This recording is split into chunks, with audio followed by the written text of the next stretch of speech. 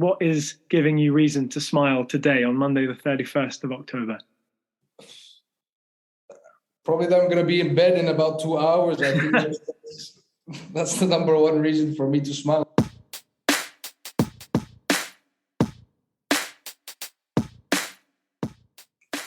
To be honest, I'm not a big fan of the word tutoring, right? I prefer to use the word of learning advancements, because tutoring sort of signifies that you're falling behind somewhere, right? Whereas the market simply needs to accept that different children or different, kids learn different ways. Look, the academic system is very straightforward. It's sort of a tunnel, right? It doesn't really accommodate for people on each side.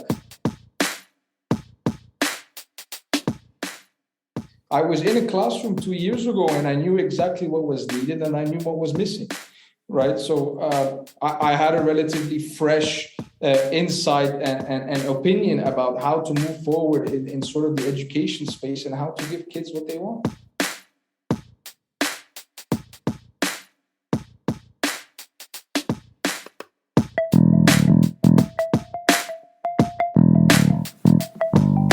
Hello and welcome to the Qualified Tutor Podcast, the podcast that brings you the latest in the world of tutoring, edtech and education, and hopefully inspires in you the big change that each and every one of us is capable of.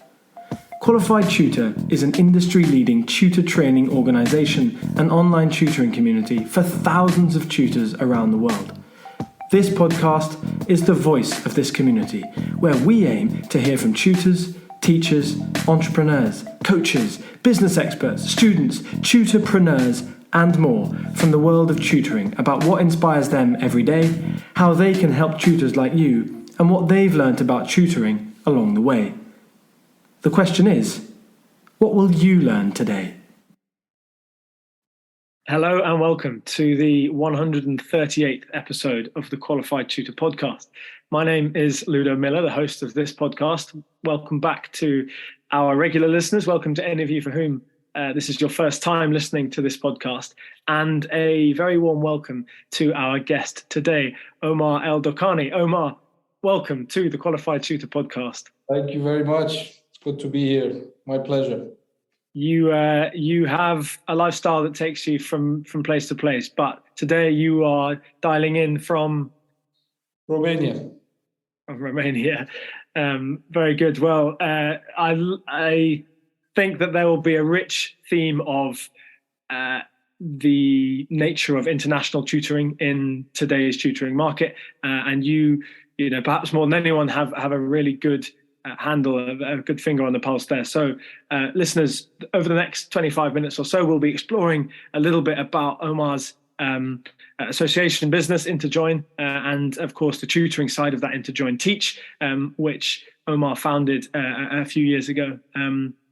But for those who haven't come across Interjoin Teach, or indeed Omar, he hailing from Cairo and educated in both Dubai and here in the UK. And as I mentioned, founded Interjoin just a number of years ago. And that really is a professional networking platform. It aims to do a whole number of things, but really the key elements are to match up employer with employee, to reduce the number of startups that don't eventually succeed, never really make it into the real world. So answering some of the questions for today's business world. And then, as I said, Interjoin Teach is the one-on-one tutoring branch, connecting huge pool of tutors worldwide from the Middle East and Asia, and then into the UK and Europe. And really, at only 20 years old, Omar is really a very, very exciting part of the business and the education world. So very, very glad, Omar, that you're able to join us today. I always ask guests one question when we start, and I never tell guests that I'm going to ask this question, but that's fine because Omar told me, don't worry, you can ask me anything. So, Omar, that first question is, what is giving you reason to smile today on Monday, the 31st of October? Probably that I'm going to be in bed in about 2 hours. I think that's the number one reason for me to smile. No, look, I'm very happy about where we are with the company. I'm very happy about the progress we've made over the last 3 years. Building the Interjoin umbrella, so-called, and Interjoin Teach here was probably what brought us together. it's been a significant journey for us and for my whole team. I couldn't be prouder, to say the less. Yes, it has taken me all over the world. Sometimes I want to, sometimes I don't. But we're here today, and it brings new opportunities every day, and that's why I'm happy. Yeah. Along the way, Omar, I imagine you've done a little bit of thinking about why you're here and why you started Interjoin. I was wondering if you could give our listeners a little insight into your why, Omar, a little bit into why you do what you do. Look, I mean, essentially, at the core of it, right, is sort of providing better solutions for the market, right? I think that question can be divided into two sectors, right? You've got the personal aspect of things, and then you've got the professional aspect of things as well. From the professional side, I always found it very, driving, and it always motivated me to see how you can compete in the market. I think that's number one. The second one is providing better solutions, as I said earlier. You've got pre-existing companies that have delivered great solutions and have been constant innovators in the market and helped a lot of people along the way, right? A lot of people don't realize that every company was just once an idea, somebody that wanted to help others. And that's that. From the personal side of things as well, that's a slightly more complicated question, I guess. I couldn't give you a straight answer. It's just inside me. I always want to keep pushing forward. I always want to keep driving new initiatives. I keep wanting to grow with the team, with our outreach, with the different markets that we're in, the 5+ countries that we have offices right now as well.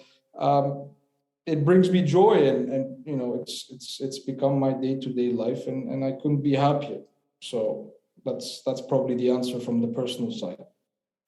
Which is what we want to hear. Today is, of course, all about Interjoin, but it's more about you, Omar. But if we're to focus on Interjoin just a little bit, you've recently kind of relaunched the Interjoin.com site.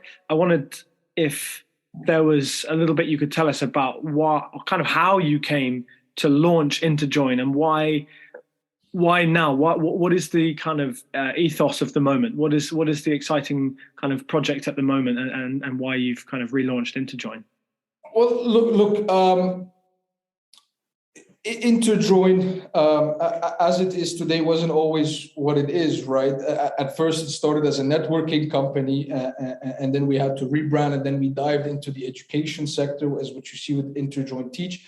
And then about a year ago, we decided to have Interjoin as sort of an umbrella company, as a trademark, as a brand, and then have sort of subsidiaries under it, serving different purposes, serving different needs in the market. And Interjoin.com currently carries the Interjoin Teach site, which, I was a student about 3 years ago.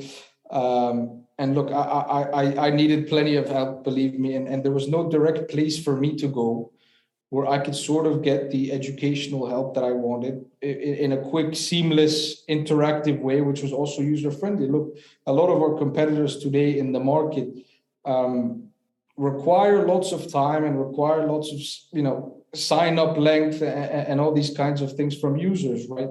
What we were trying to build is a hub, really, for education, where you put your data about yourself. That's what you input, and that's what we work with, right? We tailor the platform according to your needs, right? Instead of me having to type what I want to look for, send a few emails to see if I can get a booking with a teacher online, have a free trial session. I don't know much about the teacher, so, I don't really have a clear idea. We wanted to build something where, look, this is the teacher in front of you. You can book it within 30 to 45 seconds.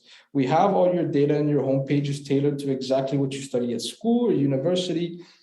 And we've built our own video conferencing as well. So you don't have to take anything off the platform, and it gives you every single resource that you need to carry out these sessions. Look, a lot of kids in class don't necessarily learn the same way, right? And a lot of them are ashamed or sort of shy, perhaps, to seek the help that they need. So with the rollout of our mobile app as well in the next 2-3 months, they'll be able to leave that class, book a session for 8 p.m. tonight, and attend it from their laptop, and never have to worry about falling behind with their education, or if they just simply want to keep advancing and stay one step ahead. That's what we aim to build. And I think that market was relatively empty and relatively underdeveloped. That's my opinion, and that's why I chose to go in there, and that's why we've allocated a lot of our resources in sort of building extremely complex from the back end, however, from the front end, extremely seamless to the user and how they can utilize it. Omar, I've known you for a few months now, and that is, you've really pulled it out the bag for the podcast. That is the clearest manner in which you've put the problem and the solution that I've heard you kind of give so far. I think what you're saying just there is a rallying call for thousands of people working in education, of course, but edtech more closely. And really, most tutors these days are now working in essentially edtech, aren't they? You can't really escape online tutoring in 2022. Not that you'd want to anyway. But what you've just described there, do you think that is the direction that international tutoring is heading in then? Look, to be honest, I'm not a big fan of the word tutoring, right? I prefer to use the word of learning advancements, because tutoring sort of signifies that you're falling behind somewhere, right? Whereas the market simply needs to accept that different children or different, kids learn different ways. And then from the other side, need different resources to be able to be tailored to them. Look, the academic system is very straightforward. It's sort of a tunnel, right? It doesn't really accommodate for people on each side. So I think it's the future for learning advancement, and identifying each children's skill and poking at the right holes and really being able to extract sort of the talents, the skills which go unidentified through their academic journey, which is a shame, right? And that's something we need to work on as well, is facing the problem at the root cause, right? Which is sort of, look, there's great, fantastic things about the academic system, but we can all agree here that it doesn't necessarily test or identify certain areas which kids might be talented in or might have skills in, right? So I think learning advancement is definitely moving that way, and I think technological sort of inputs and aids for students are going to be the future for it. Absolutely. So what can tutors and tutoring companies do to prepare for learning development in 2022? How can they improve their systems to be ready for that? I think it always goes back to putting yourself in the consumer's shoes, right? You have to be able to think like a student. You have to put yourself in their world and try to understand what they want access to and how they want access to it, right? I think that's the key to solving many problems is this world, is just try to flip your perspective, not as a business owner, not as a tutoring company owner, not as whatever, but simply as the consumer, right? What do they want? How do they want it? And how quickly do they want it?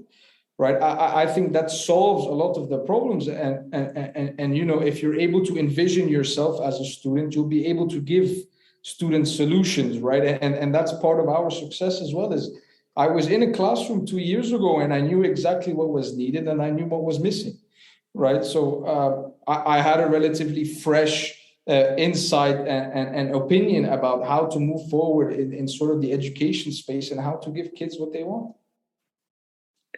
And the product is Interjoin Teach. Absolutely. Did you, when you were leaving school, did you expect, was this something that you'd wanted to set up for a while? Was this something that came about because you saw what the pandemic had given us as an opportunity? Yeah, this Interjoin started about 3-4 months before the pandemic, right? And as soon as I turned 18, I registered my first company. And let me tell you, I had no idea what I was doing, right? I just wanted to get a hold of the name, right? I sat, piece of paper, pen in my hand, Inter something, and it came to Interjoin. And the idea definitely isn't what it is today. And it's definitely come a long way since. But yes, during my time at school, at least the last 6-7 months of my high school education, it was something I was looking into. at very early stages. Don't get me wrong, there was no funding, there was no resources behind this. It was just me and a piece of paper. And I went to boarding school in a school dorm, but yeah, it was after I sort of transitioned to university. Well, I was going to go to university straight away, and then COVID hit, so I decided to take a gap year, and that's where things started to change, right? That's where we received funding for the company. That's where our structure was set up, and that's where I was really able to get to work and sort of delivering that sort of solution that we're talking about today. Because at the end of the day, it's an extremely complex platform, Ludo, and it takes years to build, especially all the in-house technologies that we have incorporated and embedded inside the platform. So it took us a while, and a lot of hiccups and a lot of barriers and a lot of problems and issues that you have to face day to day. But we're here today, and I'm grateful for it. I'm grateful to the team, grateful to our partners, and we keep moving forward. So along the way, then, Omar, you've described, how the journey has not been simple, and it's required, a lot of hard work, not just on the technology software side, but also on the relationship side, partnership side. What I like to narrow these questions, so I'm going to ask for 3 pieces of advice that you have for sort of budding young entrepreneurs who want to go down a similar route. Look, the first one is always awareness. I believe each person should be aware of their skills, aware of what they are good at, and aware of the gaps that they need to fill or things they are not so good at, right? Entrepreneurship requires a few amount of skills, which some people have, some people don't. At the end of the day, it's not just about ideas. A lot of people can have great ideas. A lot goes down to execution, and a lot goes down into resilience as well. A lot of people are going to be kicked numerous times to the ground, right? And how many times can you get back up, right? You're going to receive some funding. You might go through it all, and you might not have an MVP or a finished product, right? And it's about how can you recover? How can you keep moving forward at least one step a day? So awareness is definitely the first one. Just be in tune with what you're good at, and how can you leverage and utilize those skills, and also be aware of what you're not so good at, right? Because humility, I guess, is a big part of it, right? There's no arrogance in entrepreneurship, because what you're not good at will either get exposed today or 5 years from now, right? Somebody will poke every hole at you and see what's empty, right? So number one is definitely awareness. The second one would be to have the ability to pivot, right? The market changes daily, yearly, monthly, whatever it is, and you must respond, right? A lot of entrepreneurs are very stubborn in their head. They treat their ideas just like babies, right? And you want to execute and you want to deliver on that same idea, right? Where you have to take into account that the market changes daily or very frequently, right? So you must be able to change according to it. You must be able to alter some things. You must be able to accommodate for whatever the market needs, because at the end of the day, that will determine your success, right? The performance once you put something out into the market. The third thing I would probably have to say, a solid and concrete motivation source, right? It can't be related to finances, or it can't be financially related at all, I don't think, because, gun to your head, Ludo, if somebody says you can't have $100 million, say, okay, just don't kill me, you know what I mean? So money isn't necessarily concrete. You must have a greater purpose as to why you do such things, right? And people find it very early, some people find it late, but I would encourage everybody at least to try and look for that concrete motivation source. When your back's against the wall, that's what will support you, and that's what will remind you why you keep doing certain things. Those will probably be my 3 advices. I mean, it's very hard to create a handbook for entrepreneurs, right? Everybody's journey is extremely different. Some people have it easier than others. However, I mean, if we were to give generic advice, that's probably what I would go for. Mm. Then you've learned these skills along the way, Omar, but there must have been some influences on you. Even who have you looked to before in terms of business advice and in terms of mentorship? Well, it's not necessarily to do with business. It's just a way of life. I think that's definitely my father.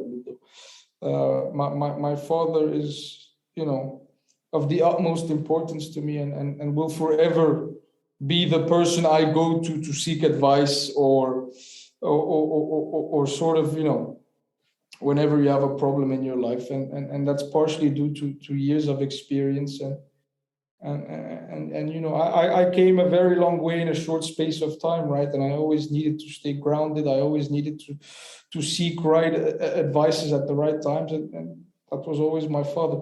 He's a much wiser man than I am. I'm sure your kids will say the same thing too, Omar.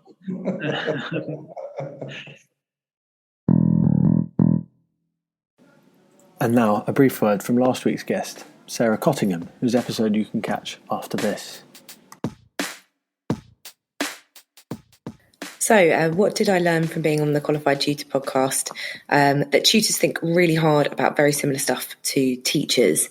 And I also got to be immersed in the world of tutoring through discovering the Qualified Tutor podcast and listening to some episodes prior to doing the episode that I was on. And learned a lot of things I didn't know about tutoring, for example, the academic as well as the pastoral side of it. What I enjoyed most about being a guest on the podcast, well, I think Ludo is absolutely fantastic, and it was great to meet him. He was really open-minded and asks fantastic questions.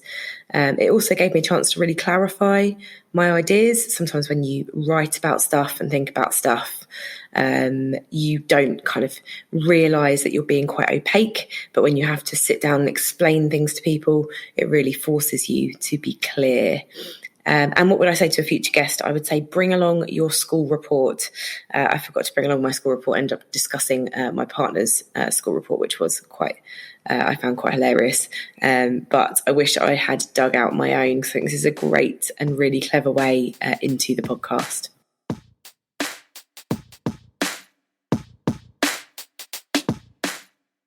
Now, Omar, we're just kind of coming to a close here. We like to keep abreast of our, we like to at least keep the conversations to our listeners' kind of attention spans. So on that note, I'm going to close with a final question, really, which is a little bit about the future, looking ahead to what's next. And given that there's been so much that's come already, even in Interjoin's short kind of lifespan, that's giving a good indication that the next few years are going to be an exciting place to be. But what's next for you, Omar? What's next for Omar El Dokani? I'm trying to sort of expand our Interjoin umbrella into as many markets as possible, right? How many markets can we get into? How many partners can we close in these markets to help us sort of leverage the demand that we have, sort of roll out solutions to the people and have some sort of effective user acquisition, right? Because as a person myself, it's impossible to be in 50, 60 countries at once. So it's always about identifying the right key people to join you on board and giving them opportunities to help us expand. From a personal standpoint as well, look, I need a holiday. I need to go see my family. So that's probably what I'm looking forward to the most. But we'll keep moving forward, surely. And I won't stop. I probably won't be taking that holiday, I guess. Yeah, we can all dream about things, Omar. I wanted that question to be about realities, but no, Omar, thank you so much. We, as Qualified Tutor, are very much looking forward to working with what Interjoin has to offer and has to bring to the tutoring market, because it's not just about what Interjoin can can get and how they can grow, but it's also about what the skills and the processes that you guys are going to bring to the market. I think whenever someone of your age, Omar, enters the market like this, there are, as you said, so many fresh ideas and insights. You understand schooling basically as well as anyone else does, because you've just been there. And I think that's hugely important to remember.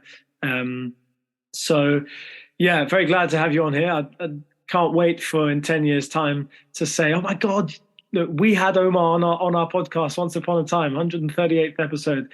I'll be retired on an island somewhere, Ludo. Come on, you won't be able to reach me.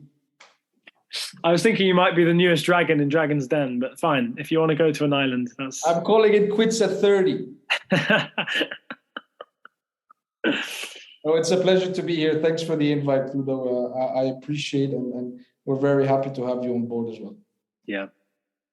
Well, for the next episode, we'll be hearing from Jason Priest, who runs the Tutor Index, a very similar platform, really, in its early days, without perhaps the international reach, but moving towards a closer alignment between tutor and student.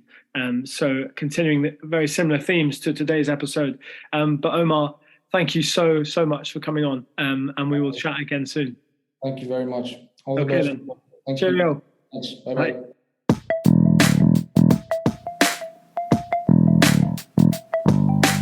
Thank you for listening to this episode of the Qualified Tutor Podcast. Whether you're a regular listener of this podcast or you've just stumbled across it, join the Qualified Tutor Podcast group within the Qualified Tutor community to stay up to date with our latest news, offers, workshops, and of course, simply to meet other tutors like you. Whatever your level as a tutor, our training courses will be the next step in your professional development. Visit qualifiedtutor.org/training to find out more about our CPD accredited and Ofqual recognised courses, the first of their kind in the tutoring industry. Your student deserves the best tutor possible. Make that happen today by joining Qualified Tutor